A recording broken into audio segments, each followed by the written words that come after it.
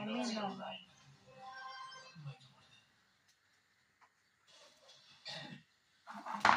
Paano siya niligawan? Kinausap mo muna yung nanay tatay niya. Pero wala nang kasal. Walang kasal. Wala.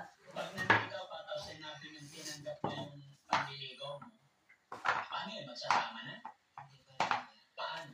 Paano sistema sa inyo? Mag-ipon kami muna pag nililigawan mo siya, tapos pag sinagot ka na niya, kailangan mag-iipon muna. Saka mo siya maiuwi. Magkano iniipon dito?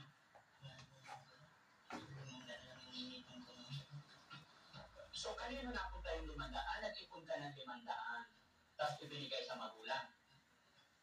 Saka makukuha mo na yung and then iuwi mo na. Ay, ganun pala yun. Paano pag hindi ka nakapag-ipon, hindi mo makukuha yung iba nung yung system